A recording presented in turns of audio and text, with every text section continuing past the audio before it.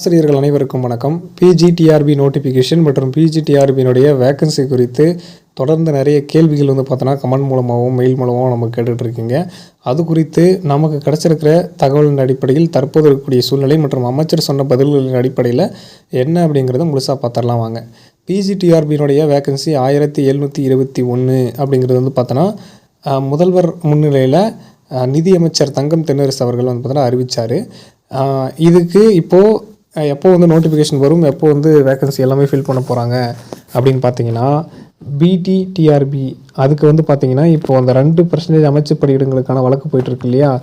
So அதுக்கு மட்டுமே அந்த வழக்கு கிடையாது. ஈவன் பிஜிடிஆர்பிக்கும் அந்த வழக்கு அப்ளிகேபிள் ஆகும். ஸோ அதில் அதாவது 2% இந்த அமைச்சு பணியிடங்கள் இருக்கு இல்லையா, மினிஸ்ட்ரியல் ஸ்டாஃப்ஸ்க்கு அதுக்கு எவ்வளோ வேக்கன்சி அப்படிங்கிறது பார்த்தீங்கன்னா கோர்ட்டில் கேட்டிருக்காங்க. அது எவ்வளோ வேக்கன்சிங்கிறது அவங்க அரசு தரப்புலேருந்து எவ்வளோ விளக்கம் அளிக்கிறாங்களோ அதை பேஸ் பண்ணி தான் பார்த்தோன்னா அந்த தீர்ப்பு அப்படிங்கிறது இருக்கும். அதனால் இப்போ பிஜிடிஆர்பியினுடைய நோட்டிஃபிகேஷன் எப்போது வரும் அப்படின்னு கேட்டிங்கன்னா இந்த மாத இறுதிக்குள் மார்ச் இறுதிக்குள்ளே வருமா அப்படின்னு சொல்லிட்டு கேட்டிங்கன்னா மார்ச் இறுதிக்குள்ளே வருவதற்கான வாய்ப்புகள் இல்லை அப்படின்னு தான் சொல்லணும். எப்போ நோட்டிஃபிகேஷன் வரும் அப்படின்னு பார்த்தீங்கன்னா எக்ஸாக்டான ஒரு மந்த் நம்மளால் சொல்ல முடியாது, யாராலுமே சொல்ல முடியாது தான் உண்மை. ஏன்னா டிஆர்பி தரப்புலேருந்துமே அதுக்கு தெளிவான ஒரு பதில் கிடையாது.